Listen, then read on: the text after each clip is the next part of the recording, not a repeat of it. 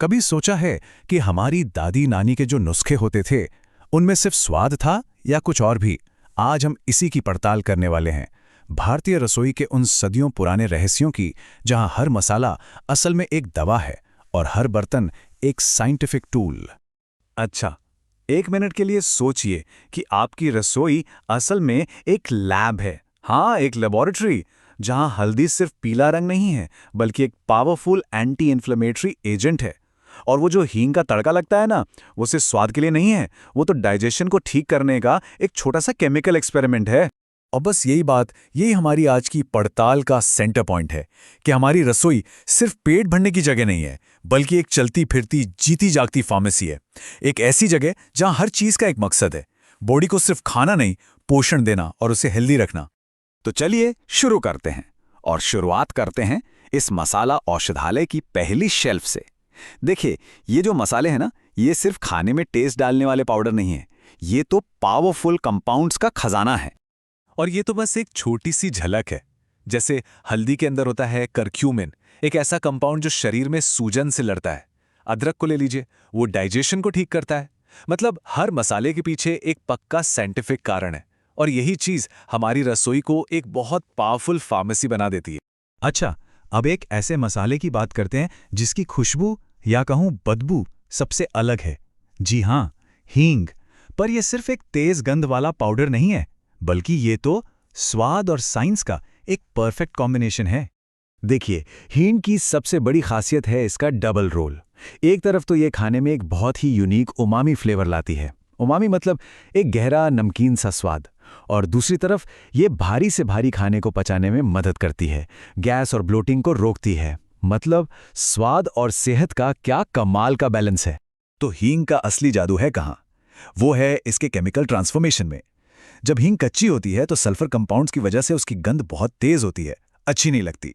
लेकिन जैसे ही आप इसे गर्म तेल या घी में डालते हैं ना, एक केमिकल रिएक्शन होता है। ये कंपाउंड्स टूट जाते हैं और वो तेज गंध एक बहुत ही प्यारी स्वादिष्ट खुशबू में बदल जाती है, कुछ कुछ प्याज और लहसुन जैसी। सच कहूं तो ये हमारी रसोई में होने वाला एक छोटा सा मैजिक ही है। तो मसालों की बात तो हो गई, अब आगे बढ़ते हैं और बात करते हैं उन बर्तनों की जिनमें यह खाना पकता है। क्योंकि हमारी इंडियन किचन में सिर्फ ये जरूरी नहीं है कि क्या पक रहा है, बल्कि किस में पक रहा है, इसके पीछे भी एक पूरा साइंस है।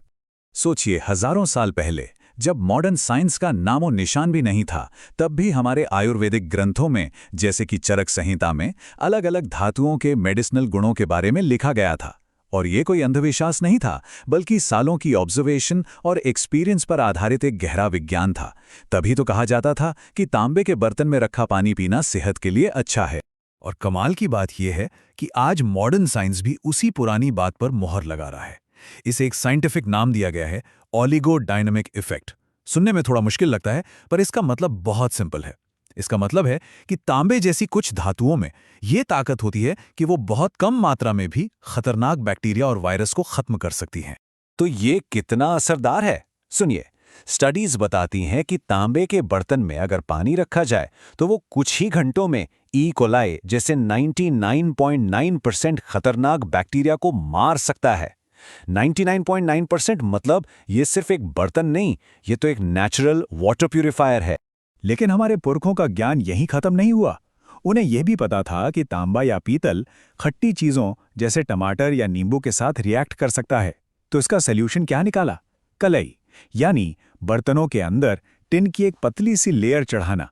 कितना सिंपल, लेकिन कितना ब्रिलियंट आइडिया था ये। इससे बर्तन के फायदे भी मिल गए और खाना भी पूरी तरह से सेफ रहा। तो सामग्री हो गई, बर्तन हो गए।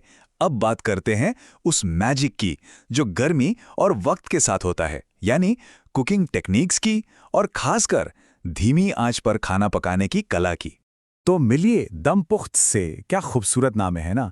फारसी में दम का मतलब होता है सांस, और पुख्त का मतलब पकाना, मतलब अपनी ही सांस में पकाना। ये अवध की एक शाही टेक्निक है जिसमें खाना अपनी ही भाप में धीरे धीरे पकता है, और इसका फायदा, सारे फ्लेवर्स और न्यूट्रिएंट्स बर्तन के अंदर ही लॉक हो जाते हैं। इसके पीछे का साइंस भी बहुत खूबसूरत है। बर्तन को आटे की लोई से अच्छी तरह सील कर दिया जाता है ताकि भाप बाहर ना निकले। अब अंदर ही अंदर प्रेशर बनता है और धीमी आंच पर ये गर्मा गर्म खुशबूदार भाप खाने के हर एक हिस्से तक पहुंचती है, जिससे खाना बहुत सॉफ्ट हो जाता है और मसालों का फ्लेवर अंदर तक चला जाता है। अब थोड़ा और जूम आउट करते हैं, क्योंकि कोई भी डिश सिर्फ एक रेसिपी नहीं होती, वो अपने आप में एक हिस्ट्री की किताब होती है। उसके अंदर सफ़र की, अलग अलग कल्चर्स के मिलने की और सदियों पुरानी कहानियां छिपी होती हैं। अपने समोसे को ही ले लीजिए, आज हर गली नुक्कड़ पर मिलता है ना? पर क्या आप जानते हैं कि इसका सफ़र 10वीं सदी में मिडिल ईस्ट से शुरू हुआ था। तब इसका नाम था समोसा और इसमें मीट भरा होता था।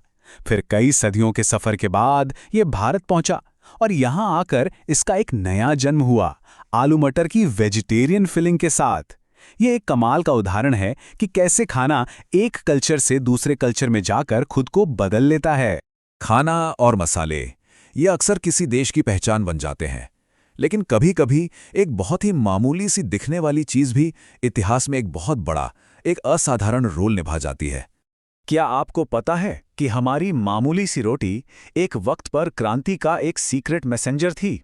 हाँ, ये सच है।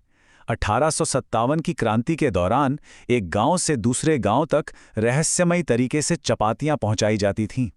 उन पर कुछ लिखा नहीं होता था, कोई मैसेज नहीं होता था, फिर भी वो अंग्रेज़ों के खिलाफ एकता और बगावत का एक बहुत पावरफुल साइलेंट सिंबल बन गई थीं।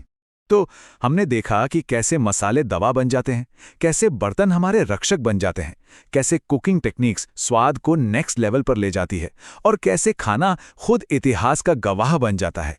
अब इन सभी बातों को एक साथ जोड़ते हैं तो आखिर में हम इसी एक नतीजे पे पहुंचते हैं कि भारतीय रसोई की जो परंपराएं हैं वो सिर्फ रीति रिवाज नहीं है, उनके पीछे एक गहरा ठोस विज्ञान है। चाहे वो तांबे का ओलिगोडायनेमिक इफेक्ट हो या मसालों के मेडिसिनल गुण। मॉडर्न साइंस आज बस उन्हीं बातों को कंफर्म कर रहा है जो हमारे पूर्वज हजारों सालों से जानते थे और अपनी जिंदगी में इस्तेमाल करते थे। तो अगली बार जब अपनी किचन में जाएं तो उसे सिर्फ खाना बनाने की जगह मत समझिएगा, थोड़ा ध्यान से देखिएगा। क्या पता आपकी मसालदानी में या आपकी दादी नानी के किसी पुराने पीतल के बर्तन में कोई ऐसा ही सदियों पुराना साइंटिफिक राज छिपा हो जो बस इस इंतजार में है कि आप उसे खोज निकालें।